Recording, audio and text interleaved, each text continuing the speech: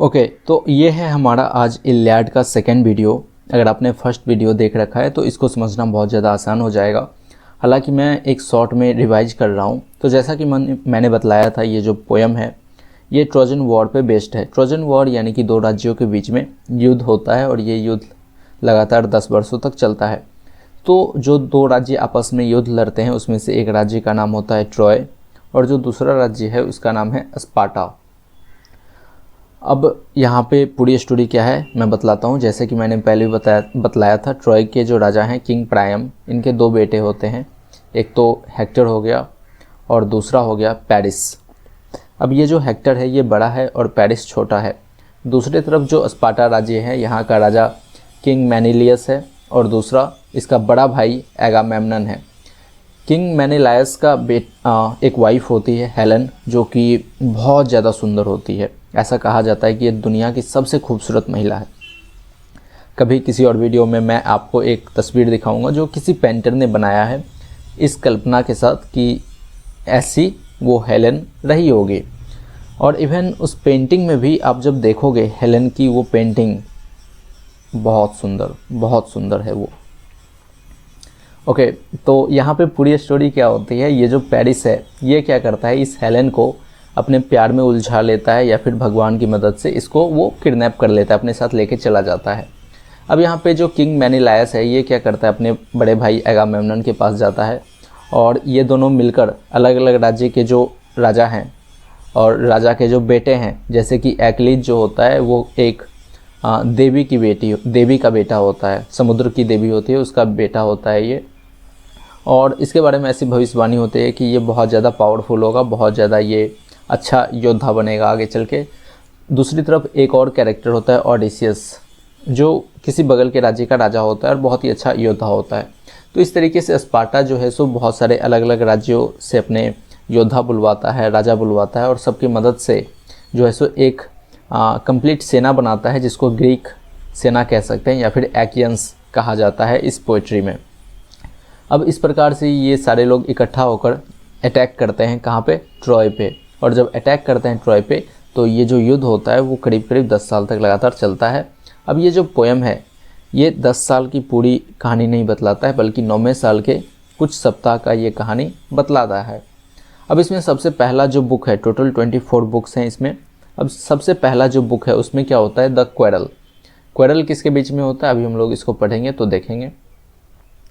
तो यहाँ पे जो आप ये देख रहे हो, ये इतना जो लाइन है ये एक्चुअली एक इन्वोकेशन है। इन्वोकेशन क्या होता है कि जैसे आप घर बनाते हो तो घर बनाने से पहले आप भगवान को पूजा करते हो कि हम जो ये घर बनाने जा रहे हैं ये सही से संपन्न हो जाए, अच्छे से ये हो जाए, इसमें किसी प्रकार की कोई बाधा ना हो।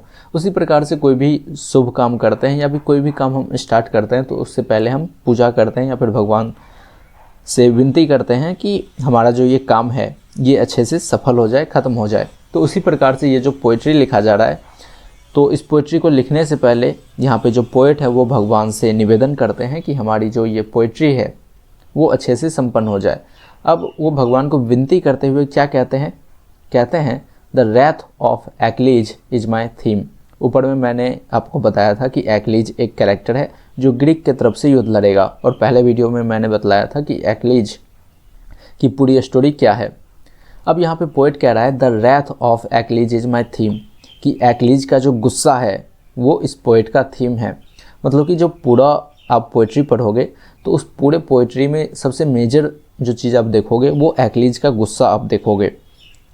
और that fatal wrath which in fulfilment of the will of Zeus brought the Achaeans so much suffering and sent the gallant souls of many noble man to Hades. अब यहाँ पे कह रहा है कि that fatal wrath which in fulfilment of the will of Zeus. अब Achaeans का जो गुस्सा है वो बहुत ही ज़्यादा घातक है, और कई बार क्या होता है कि उसका गुस्सा इतना ज़्यादा घातक है कि उसके जो अपने सोल्जर्स हैं, उसकी जो अपनी सेना है, इवन उसको भी नुकसान झेलना पड़ता है। इसलिए तो कहा गया यहाँ पे कि इसका गुस्सा इतना घातक है कि उस गुस्से की वजह से वो भगवान ज्यूस से कुछ मांगता है और भगवान ज्यूस के थ्रू वो अपने ही सेना को बहुत ही ज़्यादा नुकसान पहुंचाता है। Brought the Achaeans so much suffering, और वो भगवान के थ्रू अपने ही सेना, पूरी जो ग्रीक सोल्जर्स है, जो एकियंस हैं, उसको वो बहुत ज़्यादा नुकसान पहुंचाता है।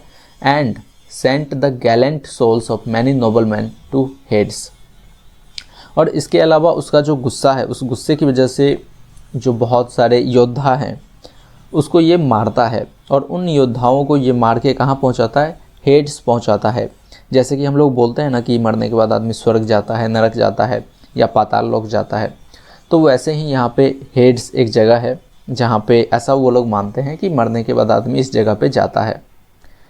Leaving their bodies as carrion for the dogs and passing birds, और जब वो लोगों को मारता है, जब ये एक्लीज योद्धाओं को मारता है, तो वो जो योद्धा हैं मरने के बाद उनका सब वैसे ही पड़ा हुआ रहता है, जैसे कि कोई मृत जानवर कहीं पे पड़ा हुआ रहता है और दूसरे जानवर और पक्षी उसको खा रहे होते हैं।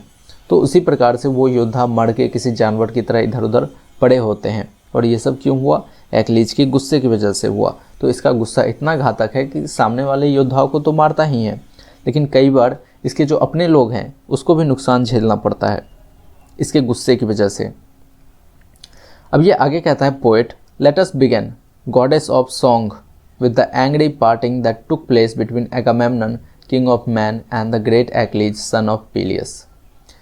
पोइट क्या कह रहा है, let us begin, कि हम लोगों को अब शुरू करनी चाहिए, हमें अब शुरू करने की इजाज़त दीजिए गॉडेस ऑफ सॉन्ग। ये बात वो किससे कह रहा है, जो कविता की देवी है, जो गाना की देवी है, जिसकी मदद से एक पोइट गाना लिख पाता है या पोइट्री लिख पाता है, उनसे पोइट कहते हैं कि अब हमें शुरुआत करने की आप इजाज़त दीजिए। With the angry parting that took place between Agamemnon man of king and the great Achilles son of Peleus. अब ये जो अपना गाना का शुरुआत करेगा तो ये बतलाता है कि ये अपने गाने की शुरुआत कहाँ से करना चाहता है। तो ये अपने गाने की शुरुआत कहाँ से करना चाहता है, उस गुस्से से करना चाहता है। और वो जो एक पार्टिंग होता है, पार्टिंग का मतलब है कि दो एक चीज़ है, जैसे कि मान लो ये एक पेन है, अब यहाँ पे मैं इसको बीच से ऐसे तोड़ देता हूँ, हालांकि तोड़ नहीं सकता, लेकिन मान लेते हैं कि यहाँ से अगर मैं बीच से तोड़ देता हूँ तो ये दो अलग अलग पार्ट में डिवाइड हो जाएगा, तो हम लोग इसको बोलेंगे पार्टिंग। तो वैसे ही यहाँ पे एगामेम्नन जो है वो किसके तरफ से लड़ाई लड़ रहा था, स्पार्टा के तरफ से कह लो, या फिर एक्लियंस ग्रीक के तरफ से वो लड़ाई लड़ रहा था। और जो एक्लीज है वो भी एक्लियंस ही था, ग्रीक की तरफ से ही लड़ाई लड़ रहा था। तो दोनों एक ही टीम के दो अलग अलग योद्धा हैं, लेकिन यहाँ पे होता क्या है कि दोनों आपस में ही लड़ जाते हैं और दो अलग अलग खंड में बट जाते हैं। और पोएट इसी इंसिडेंट से, इसी घटना से इस कविता की शुरुआत करना चाहता है। अब ये आगे कहता है poet, which of the gods was it that made them quarrel, कि आखिर वो कौन से भगवान थे जिन्होंने ये युद्ध करवाया था, ये लड़ाई लगवाया था एगामेम्नन और एक्लीज के बीच में।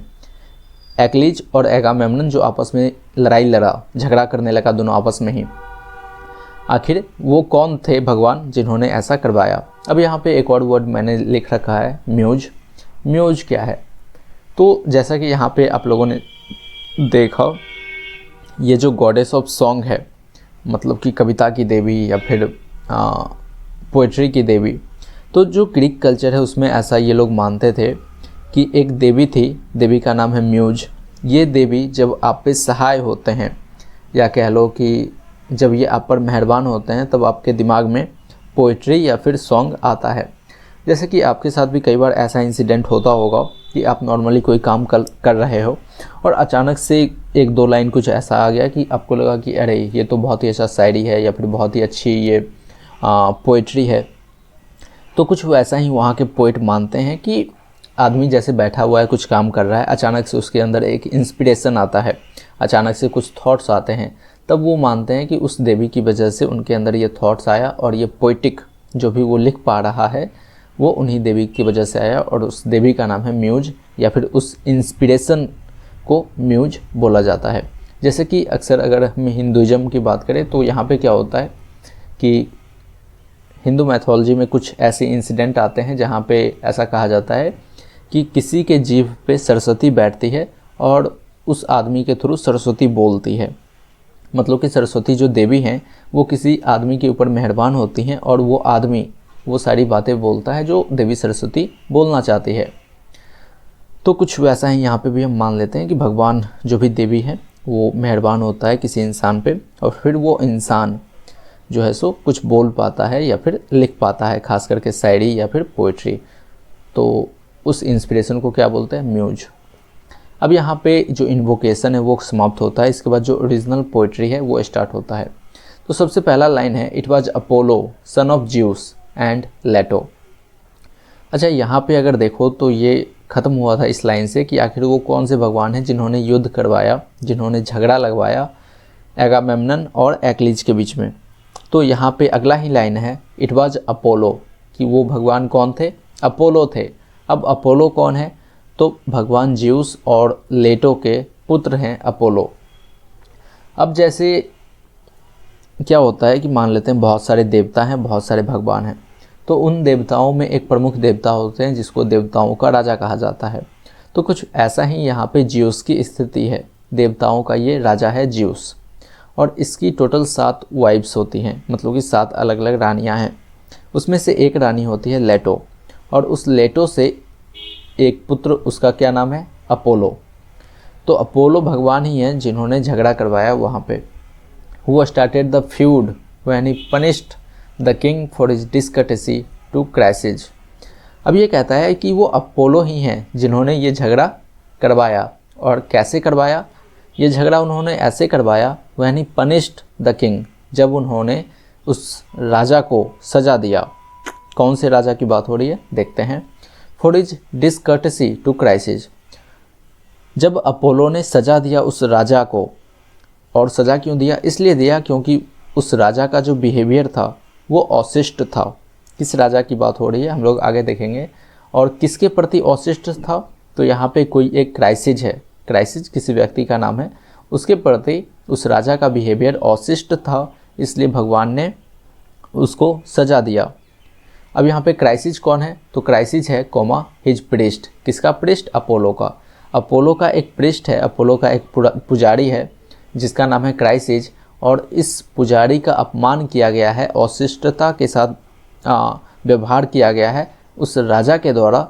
इसलिए जो है सो भगवान अपोलो जो है सो उस राजा पे गुस्सा हो गए हैं और उसको सज़ा दे रहे हैं। अब यहाँ पे राजा कौन है आगे देखेंगे। और ये सज़ा कैसे दे रहे हैं? By inflicting a deadly plague on his army. भगवान अपोलो ने क्या किया है कि पूरा प्लेग फैला दिया है उस राजा के आर्मी पे, और इस प्रकार से वो उस राजा को सजा दे रहे हैं। एंड डिस्ट्रॉइंग हिज मैन, और प्लेग के थ्रू वो बहुत सारे उस राजा के आदमियों को भी मार रहे हैं। तो ये भगवान का तरीका है सजा देने का। अब आपको एक और चीज़ पता होगा कि यहाँ पे जो अपोलो है वो प्लेग के भी देवता हैं। जो प्लेग बीमारी है उसका भी वो देवता हैं अपोलो। फिर आगे है, Chryses had come to the Achaean ships to recover his captured daughter. अब ये पुजारी जिसकी जिक्र ऊपर हुई है क्राइसिस, ये आखिर वहाँ पे आया क्यों था उस राजा के पास?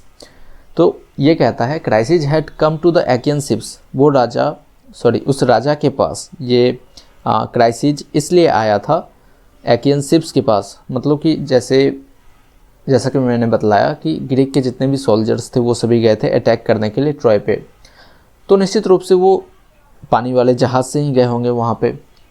अब जो पहले क्या होता था कि कोई भी राज्य है तो वो किला के अंदर होता था, ऊंची ऊंची दीवारों से वो बंद होता था, ऊंची ऊंची दीवारें होती थी और उसको तोड़ के या फिर ऊपर से किसी प्रकार से उसके अंदर जाना होता था। तो चूँकि युद्ध लगातार चल रहा है तो इसके जितने भी सोल्जर्स हैं वो अभी उस दीवार के बाहर ही हैं और इसी साइड हैं, और इसके बहुत सारे जहाज़ भी होंगे पानी वाले। तो वहीं पे वो पुजारी आया है अपनी बेटी को छुड़वाने के लिए। क्यों? क्योंकि इस राजा ने उसकी बेटी को किडनैप कर लिया है। He brought with him a generous ransom and carried the chaplet of the archer god Apollo on a golden staff in his hand। और ये जो पुजारी है, जो अपोलो का पुजारी है, जो उस राजा के पास आया है अपनी बेटी को छुड़ाने के लिए, तो ऐसा नहीं था कि वो खाली हाथ आ गया है, नहीं, उसके हाथ में जो है सो ठीक ठाक फिरौती है। फिरौती का मतलब कि जैसे किसी को अगर किडनैप किया गया है तो जो भी किडनैपर है उसको आप कुछ पैसे देते हो, फिर बदले में वो आपका सामान वापस लौटाता है। ठीक, तो ये जो पुजारी है ये क्या किया है, अपने साथ कुछ पैसा लेकर आया है, और कुछ नहीं, अच्छा खासा पैसा वो लेकर आता है, ताकि इस राजा जिसने उसकी बेटी को पकड़ लिया है, कैप्चर कर लिया है, उसको वो छोड़ सके। और उसके पास फिरौती के रकम के अलावा भी कुछ सामग्री है, जैसे कि उसके हाथ में एक चैपलेट है। अब चैपलेट का मतलब क्या होता है, जैसे कि तुलसी माला अगर आपने देखा होगा, या फिर रुद्राक्ष माला आपने देखा होगा, तो इसी प्रकार से अलग अलग माला होते हैं अलग अलग धर्मों में। तो कुछ वैसा ही माला होता है, धार्मिक माला कह लो, वो माला इस पुजारी के हाथ में है। और इसके अलावा जो है सो एक स्टाफ है। स्टाफ का मतलब कि जैसे ये एक डंडा की तरह है, तो इसको आप स्टाफ बोल सकते हो। तो जैसे कि हिंदुइज्म में भगवान शिव के पास एक त्रिशूल होता है, तो अगर कोई साधु अपने हाथ में त्रिशूल लिए हुए कहीं जा रहा है, तो आप ये कल्पना कर सकते हो कि ये भगवान शिव का पुजारी होगा। तो उसी प्रकार से अगर कोई क्रिश्चियन है तो उसके हाथ में क्रॉस आप देख सकते हो। तो ये कुछ ऐसे अलग अलग सिंबल्स होते हैं जो आदमी कैरी करता है, जो अलग अलग धर्मों के सिंबल्स हो सकते हैं। तो वो माला और वो जो भी सिंबल है वो ये पुजारी अपने हाथ में रखे हुए रहता है, जो ये दिखलाता है कि हाँ ये पुजारी है इस भगवान का। He appealed to the whole Achaean army, और ये पूरे एक्यन आर्मी को अपील करता है। अपील करता है मतलब निवेदन करता है। And most of all to its two commanders the son of Atreus. ये पूरे एक्यन आर्मी को, मतलब कि ग्रीक के जितने भी आर्मी हैं जो वहाँ पे युद्ध लड़ने आए थे, जिन्होंने भी इसकी बेटी को कैप्चर कर रखा है, उन सारे लोगों से ये निवेदन करता है कि आप जो है सो हमारी बेटी को छोड़ दो। और ख़ास करके ये उन दो कमांडर से निवेदन करता है जो कि सन ऑफ एट्रियस हैं, सन्स ऑफ एट्रियस। अब यहाँ पे एट्रियस कौन है, तो ज़रा सा ऊपर चलते हैं, मैं आपको बतलाता हूँ। देखो, ये जो किंग मेनिलायस है और ये एगामेम्नन है, ये दोनों भाई है। मैंने आपको बतलाया था, एगामेम्नन बड़ा भाई है, किंग मेनिलायस छोटा भाई है। अब इन दोनों के जो पिता हैं वो एट्रियस है। तो यहाँ पे इन्हीं दो पुत्रों की बात हो रही है, जिसमें से जो एगामेम्नन है ये सेनापति होता है ग्रीक आर्मी का, एक्यंस का। और ये ओवरऑल आप लोग ऐसा कह लो कि उस युद्ध का जो मेजर कंट्रोल है, मेन कंट्रोल है, वो इसी के हाथ में होता है। और इसी ने जो है सो उसकी बेटी को कैप्चर कर रखा है, एगामेम्नन ने। और यहाँ पे जो राजा की बात हो रही है वो एगामेम्नन ही है।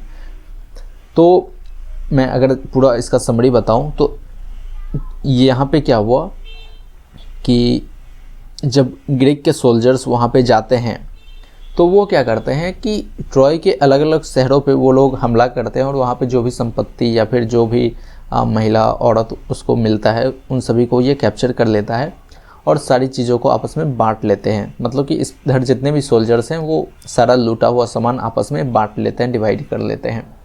तो उसी में से जो एक लड़की को वो लोग कैप्चर करते हैं वो पुजारी की बेटी होती है। पुजारी वहाँ पे आता है अपने साथ पैसे लेकर एगामेम्नन के पास कि ये पैसे आप रख लो और आप मेरी बेटी को छोड़ दो। और ये क्या करता है, उसके साथ बहुत ही अशिष्टता के साथ व्यवहार करता है। इसलिए जो अपोलो हैं वो गुस्सा हो जाते हैं और पूरा उस शहर पे प्लेग फैला देते हैं। अब देखते हैं, my lords and you Achaean men at arms, you hope to sack King Priam's city and get home in safety. ये क्या कह रहा है, ये किसके शब्द हैं, ये जो पुजारी है उसका शब्द है। माय लॉर्ड्स मतलब कि मेरे मालिक, and you Achaean men at arms, और जो भी यहाँ पे ग्रीक के सोल्जर्स आए हुए हैं, आप सभी यहाँ पे ऐसा उम्मीद कर रहे हैं टू सैक। सैक का मतलब होता है कि आप किसी जगह पे गए और जितना भी वहाँ पे आपको सामान मिला, आपने सारे सामान को लूट लिया और अपने साथ लेकर चले गए। तो यहाँ पे जो एक्यन आर्मी है, जो भी ग्रीक सोल्जर्स है, वो अलग अलग जगहों पे जाते थे, वहाँ से सामान वो लूटते थे।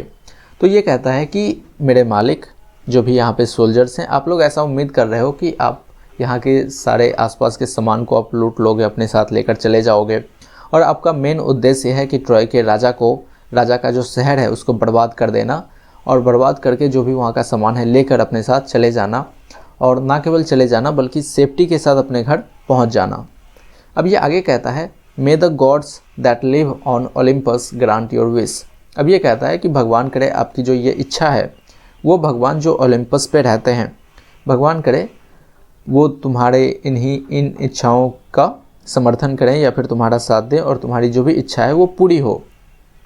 ऑन दिस कंडीशन, लेकिन हमारी एक शर्त है कि भगवान अगर तुम्हारा साथ देंगे तो हम भी थोड़ा सा चाहते हैं कि आप हमारी मदद करो। हमारा एक कंडीशन है। क्या कंडीशन है? That you show your reference for the Archer God Apollo, कि आपके अंदर जो श्रद्धा है अपोलो के प्रति, आप उस श्रद्धा को जाहिर करो। और अपोलो कौन है? सन ऑफ ज्यूस, जो कि ज्यूस के बेटे हैं अपोलो, उसके प्रति आप श्रद्धा जाहिर करो। और ये आप अपने श्रद्धा को कैसे जाहिर करोगे? Bye accepting this ransom and releasing my daughter. और आपके पास तरीका ये है अपनी श्रद्धा को जाहिर करने का कि आप जो भी मेरा ये फिरौती का रकम है आप इसको स्वीकार करो और बदले में आप मेरी बेटी को वापस कर दो, उसे छोड़ दो।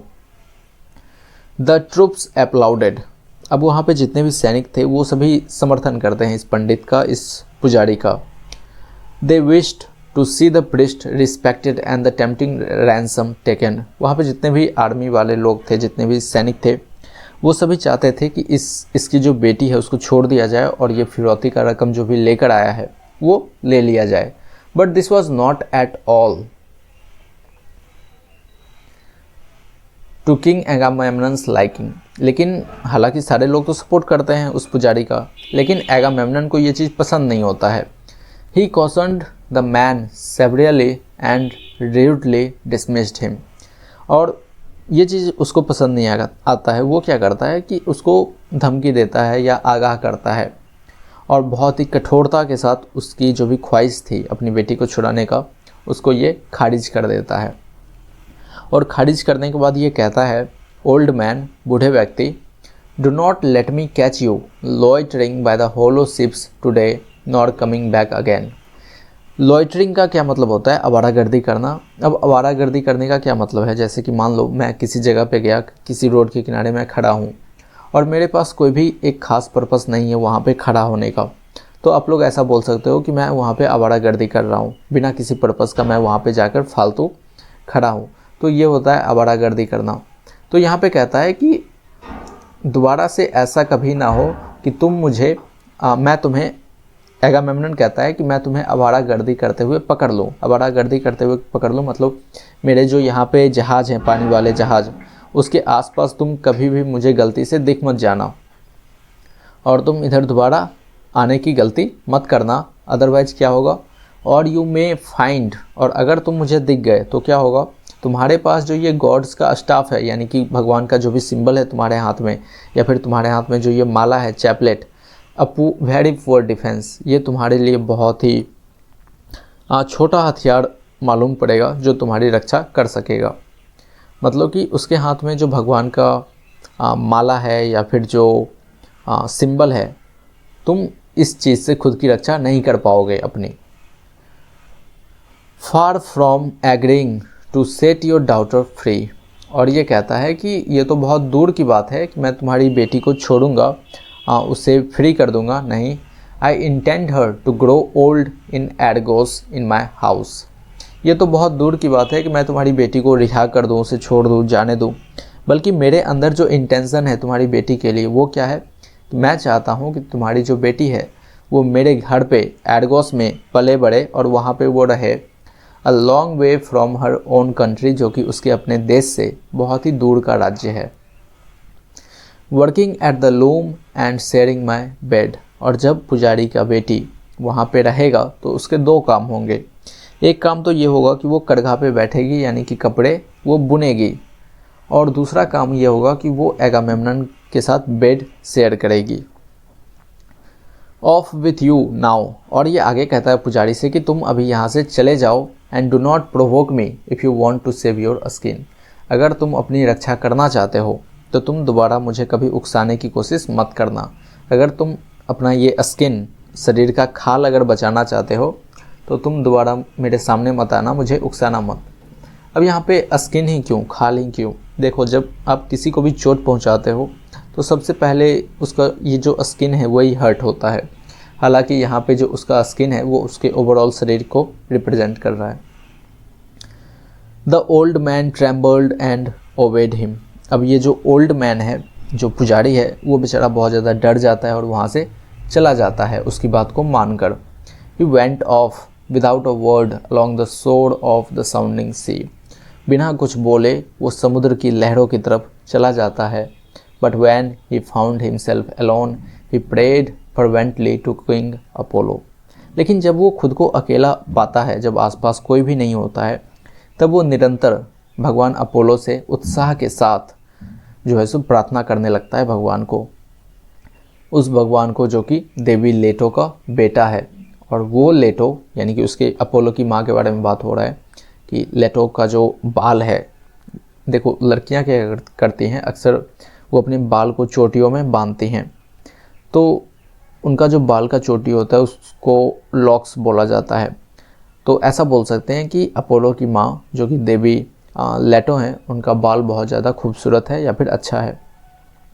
फिर ये आगे कहता है, पंडित क्या कहता है, वो पुजारी क्या कहता है, वो अकेला वहाँ पे भगवान अपोलो को प्रार्थना करने लगता है और उस प्रार्थना में वो कहता है, हियर मी, कि भगवान अपोलो आप मुझे सुनो, गॉड ऑफ द सिल्वर बाव, वो भगवान जिसका धनुष जो है सो सिल्वर का बना हुआ है, चांदी का बना हुआ है, protector of Chryse and holy Cilla, आप जो है सो ये जो क्राइस्ट जगह है उसके आप रक्षक हो, और ये जो पवित्र शिला है ये भी जगह का नाम है, आप उसके भी रक्षक हो, एंड लॉर्ड सुप्रीम ऑफ टेनिडोस, और ये जो टेनिडोस जगह है उसके भी आप रक्षक हो।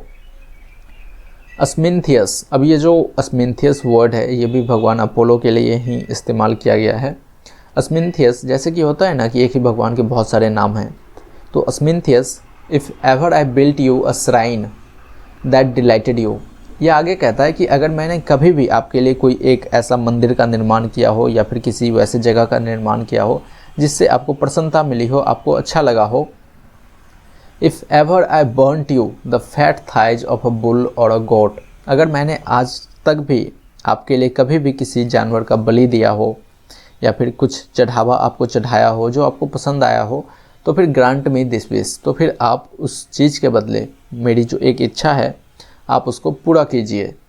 लेट द दनांस पे with your arrows for my tears. अब यहाँ पे दनांस कौन है, जो ग्रीक है वही दनांस है। तो ये पुजारी कहता है कि मेरे जितने भी आंसू यहाँ पे निकले हैं उन ग्रीक्स के वजह से, आप मेरे हर एक आंसू का बदला लीजिए, और हर एक आंसू के बदले जो है सो जो भी कीमत हो वो उन ग्रीक्स को चुकाने दीजिए, मतलब कि मुझे जितना भी दुख हुआ है उसका फल जो है सो आप उन लोगों को दीजिए। Phoebus Apollo heard his prayer and came down in fury from the heights of Olympus with his bow and covered quiver on his back।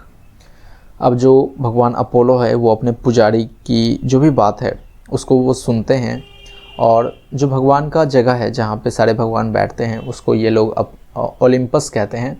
यहाँ से वो भगवान अपोलो नीचे उतरते हैं और बहुत ही गुस्से में नीचे उतरते हैं, और उनके हाथ में उनका धनुष होता है और पीठ पे उनका तरकस होता है जिसमें बहुत सारे बाण या फिर तीर रखे हुए हैं। As he set out the arrows clanged on the shoulder of the angry god. और जब ये उतर रहे होते हैं, भगवान अपोलो जब ऊपर से नीचे उतर रहे होते हैं, तो उनके तरकस में जितने भी बाण हैं वो सभी आपस में टकराते हैं और एक झनकार जैसा आवाज़ जो है सो सुनने को मिलता है। और ये जो झनकार जैसा आवाज़ सुनने को मिलता है ये एक और चीज़ दिखलाता है कि भगवान बहुत ज़्यादा गुस्से में हैं, और उनके हथियार आपस में ही टकरा कर जो सामने वाले लोग हैं उनको डराने के लिए काफ़ी है। And his descent was like nightfall.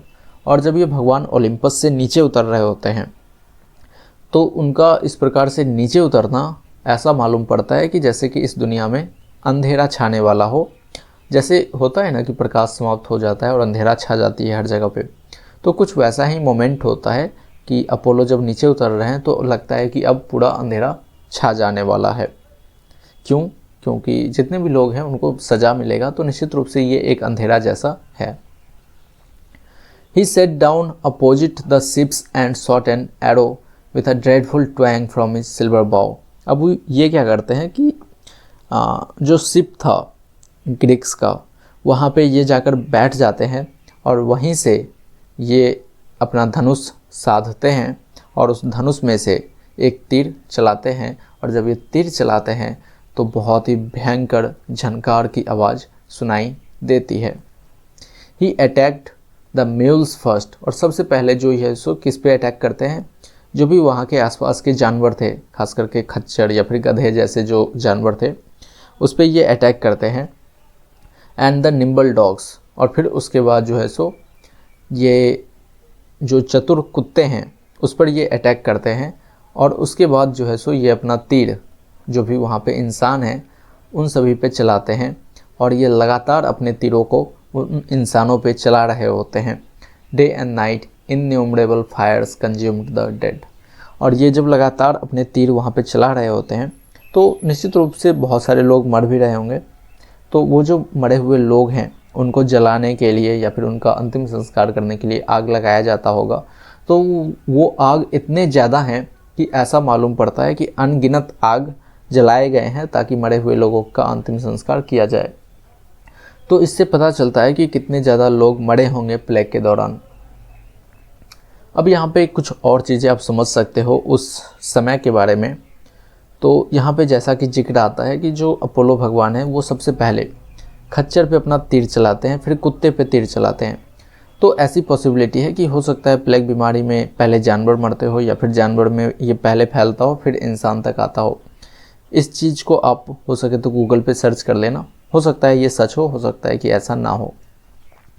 उसके बाद जो है सो इंसान पे ये प्लेग बीमारी फैलता है। एक और चीज़ यहाँ पे आप समझो कि जो अपोलो हैं वो तीर चलाते हैं, कहने का मतलब है कि वो प्लेग छोड़ रहे हैं लोगों के ऊपर, और उसी प्लेग की वजह से बहुत सारे लोग जो है सो मारे जाएंगे।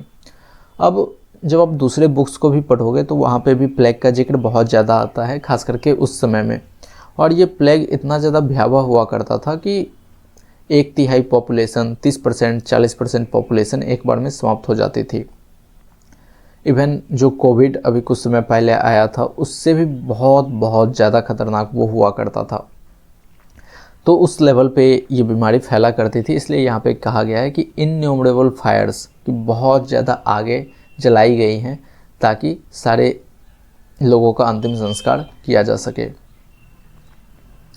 For 9 days the gods arrows rained on the camp, और लगातार 9 दिनों तक इस भगवान का जो है सो तीर ग्रीक के कैंप्स पे लगातार चलते रहता है।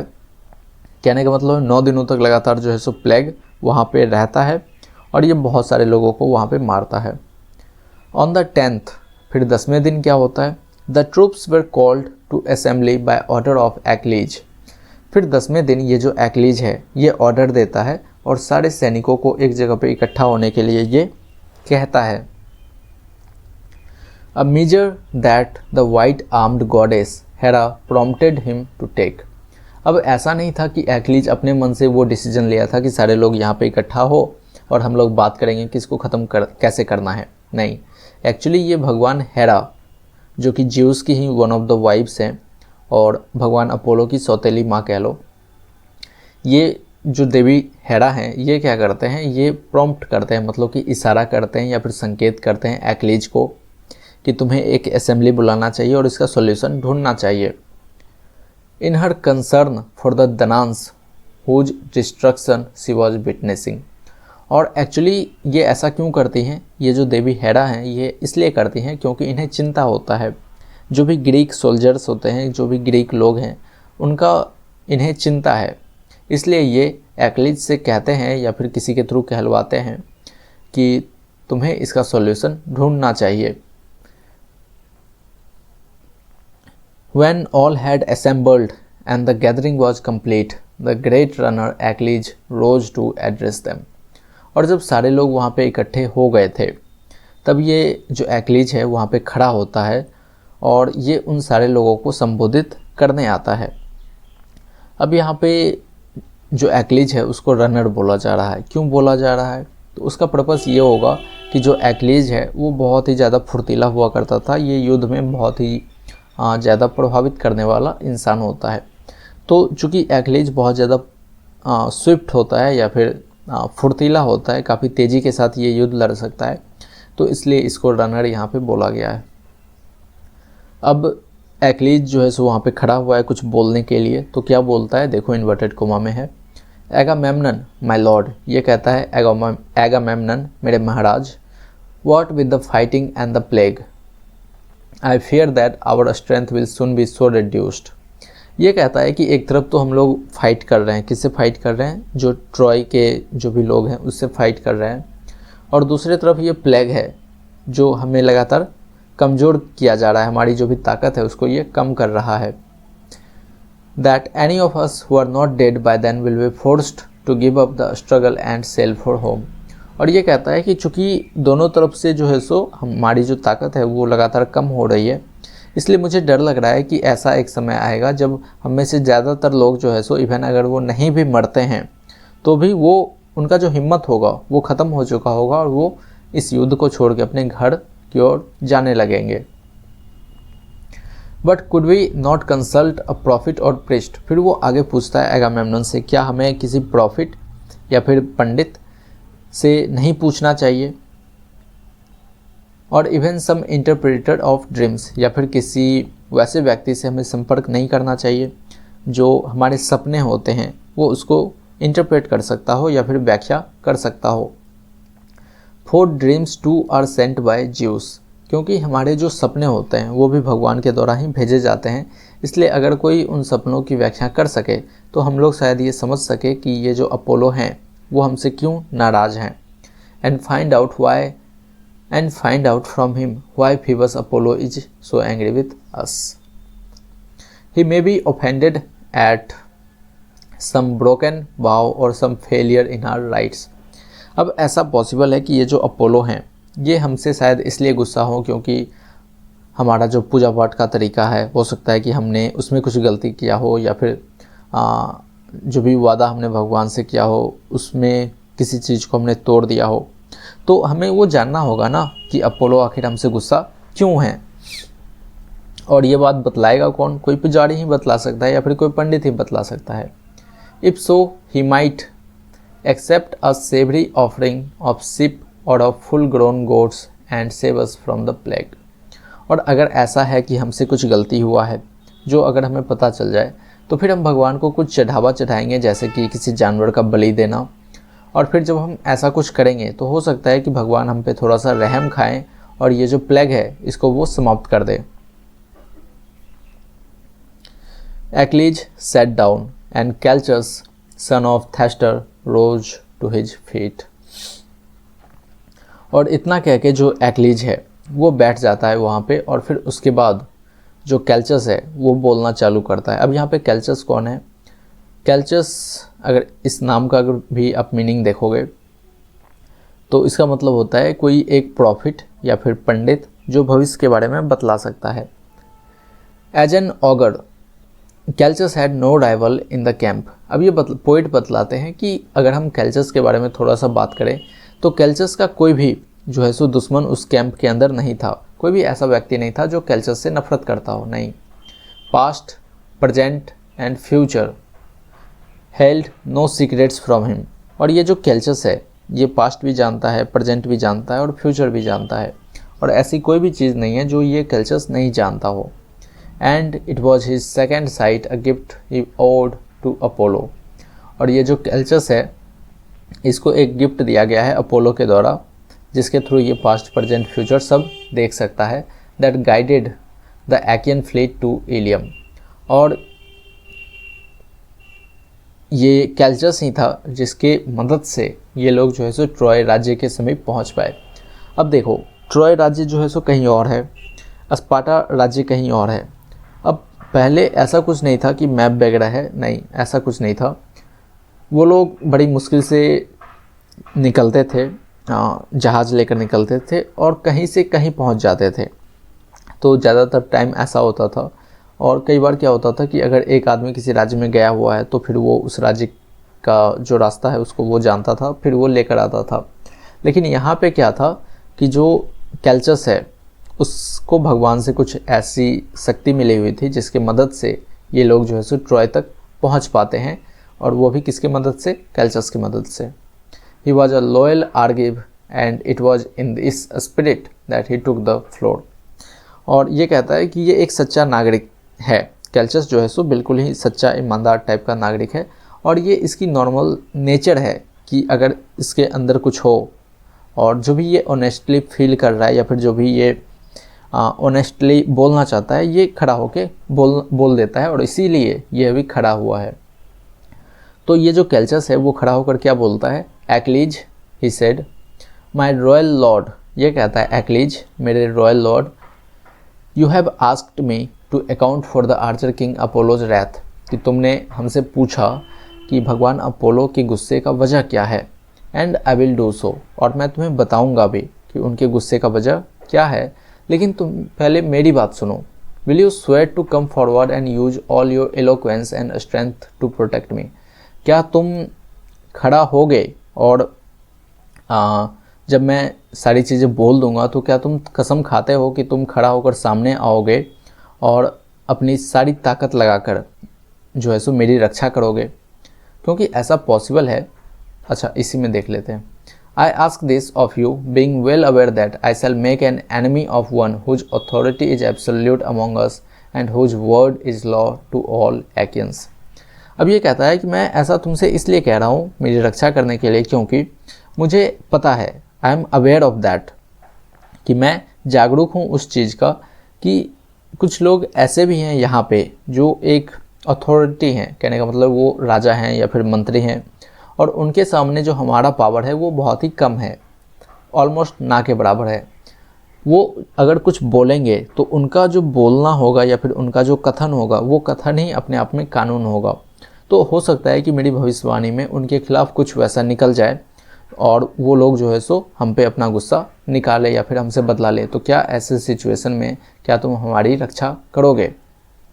अ commoner is no match for a king whom he offends, क्योंकि अगर मैं एक कॉमनर हूँ, कॉमनर का मतलब मैं एक साधारण नागरिक हूँ, तो एक साधारण नागरिक पावर में कभी भी राजा की बराबरी नहीं कर सकता है। तो अगर गलती से भी एक साधारण नागरिक किसी राजा को ऑफेंड कर दे, उसको चोट पहुँचा दे, तो उसके लिए ये बहुत ही भयावह होगा। Even if the king swallows his anger for the moment, ऐसा भी पॉसिबल है कि राजा उस समय जो है सो कुछ भी जाहिर ना करे, अपना गुस्सा ना दिखाए। He will nurse his grievance till the day when he can settle the account, लेकिन ये जो गुस्सा होगा वो राजा के अंदर हमेशा रहेगा, वो कहीं दबा हुआ होगा, छुपा हुआ रहेगा, और ये तब तक रहेगा उसके अंदर जब तक वो फाइनली बदला ना ले ले। Consider then whether you can guarantee my safety, फिर तुम बताओ क्या तुम मेरे सेफ्टी का, क्या तुम मुझे रक्षा करने का वचन देते हो? अब यहाँ पे जो एक्लीज है वो क्या कहता है, डिसमिस योर फियर्स, कि तुम्हारे जो भी डर हैं तुम उसे डिसमिस करो, ख़त्म कर दो। Said the swift Achilles and tell us anything you may have learned from heaven, और तुम बिना डर का हमें बताओ जो भी जो तुम्हें देवताओं के द्वारा पता चला है, जो भी भविष्यवाणी तुम्हें पता चली है, तुम वो हमें बिना डर का बताओ। For by Apollo son of Zeus the very god Calchas is whose name you reveal your oracles. I swear that as long as I am alive and in possession of my senses, that not a danan of them all here by the holy ships shall hurt you, not even if the man you mean is Agamemnon who bears the title of our overlord. अब ये कहता है कि Achilles आगे कहता है कि जो भी तुम्हें पता चला है भविष्य के बारे में वो तुम हमें बताओ, बिना डर का बताओ। क्यों? क्योंकि भगवान अपोलो के वजह से ही तुम्हें भविष्य के बारे में पता चलता है, और यहाँ पे भगवान अपोलो ही हैं जो हमें इस प्रकार कष्ट दे रहे हैं। तो तुम्हारे जो भी भविष्यवाणी है तुम बिना डर के हमें बताओ, और मैं तुमसे वादा करता हूँ, आई स्वेयर दैट, जब तक मैं ज़िंदा हूँ और जब तक मैं अपने होशो आवास में हूँ, मतलब कि जब तक मुझे दिखाई दे रहा है या सुनाई दे रहा है या फिर मैं बोल सकता हूँ, जब तक मैं अपने होश में हूँ, मैं ये तुम्हें विश्वास दिलाता हूँ कि कोई भी ग्रीक का आदमी तुम्हें किसी भी प्रकार का चोट नहीं पहुँचाएगा या फिर तुम्हें हानि नहीं पहुँचाएगा। इवन अगर यहाँ का राजा एगामेम्नन भी, यहाँ का ओवरलॉर्ड यानी कि सेनापति होता है एगामेम्नन, सबसे पावरफुल सेना है ये, सबसे पावरफुल सोल्जर है एगामेम्नन। तो इवन अगर एगामेम्नन के अगेंस्ट भी तुम कुछ बोलोगे, फिर भी मैं तुम्हें ये विश्वास दिलाता हूँ कि तुम्हें किसी प्रकार का कोई हानि नहीं होगा, तुम्हें किसी प्रकार की कोई चोट नहीं पहुंचाई जाएगी। At last the worthy seer plucked up his courage and spoke out. फिर लास्ट में ये जो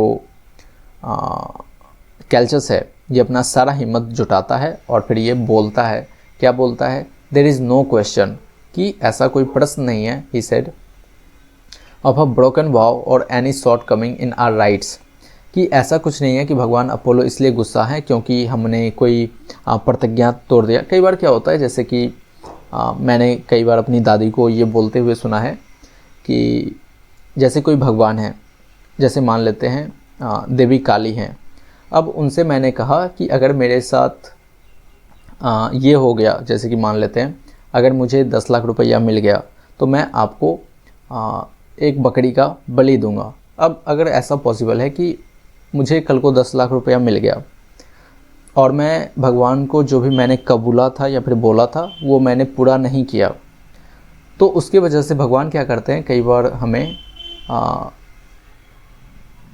नुकसान पहुंचाते हैं या फिर कुछ ऐसी चीज़ें करवा देते हैं। तो ऐसा केस वहाँ पे भी हो सकता है कि इन लोगों ने भगवान को कुछ बोला होगा कि अगर आप मेरे साथ कुछ ऐसा करोगे तो मैं आपको जो है सो कुछ चढ़ाऊँगा या फिर कुछ करूँगा, और इसने उस प्रतिज्ञा को तोड़ दिया होगा, तो हो सकता है भगवान इस वजह से गुस्सा हो। तो ये कैल्चस कहता है नहीं, ऐसा कुछ भी नहीं है और ना ही ये वजह है कि हमने पूजा पाठ में कोई गलती किया, नहीं, ऐसी भी कोई बात नहीं है। The god is angry because Agamemnon insulted his priest, बल्कि भगवान तो इसलिए गुस्सा है क्योंकि इस एगामेमनन ने भगवान के पृष्ठ को, भगवान का जो पुजारी है, पंडित है, उसका इसने इंसल्ट किया है, बेइज्जती किया है। और ये बेइज्जती कैसे किया, refusing to take the ransom and free his daughter, और ये जो है सो इस प्रकार से उसका नुकसान पहुंचाया, उसका बेइज्जती किया कि इसने जो फिरौती वो लेकर आया था, इसे लेकर बेटी को छोड़ देना चाहिए था, लेकिन इसने वैसा नहीं किया, इसलिए भगवान गुस्सा हैं। That is the reason for our present sufferings and for those to come, और यही वजह है जो हमें इतना कुछ झेलना पड़ रहा है और भविष्य में भी हमें झेलना पड़ेगा। The archer king will not release us from this loathsome scourge till we give the bright eyed lady back to her father, और जब तक हम उसकी बेटी को वापस नहीं कर देते हैं अपने पिता के पास, तब तक जो है सो हमारा ये विपत्ति का कारण या फिर जो भी हमारा दुख है वो लगातार चलते रहेगा, विदाउट रिकम्पेंस और रैंसम। और इवन उनकी बेटी को छोड़ने के लिए अब हमें फिरौती भी लेना नहीं है, बिना फिरौती के उसकी बेटी को छोड़ना है। And send holy offerings to Chryse, और साथ ही साथ वो जो शहर है क्राइस, वहाँ पे हमें कुछ चढ़ावा भी भेजना होगा भगवान के नाम। When that is done we might induce him to relent, और जब हम लोग ऐसा कर देंगे, जब ये सारी चीज़ें हम लोग पूरा कर देंगे, तब ऐसा पॉसिबल है कि भगवान हम पे तरस खाए और ये सारी चीज़ें ख़त्म हो जाए। और इतना बोल के कैल्चस जो है सो बैठ जाता है। अब इस वीडियो में हम लोग इतना ही रखते हैं, अगले वीडियो में इसके आगे हम लोग फिर से पढ़ेंगे। Okay, bye bye, thank you.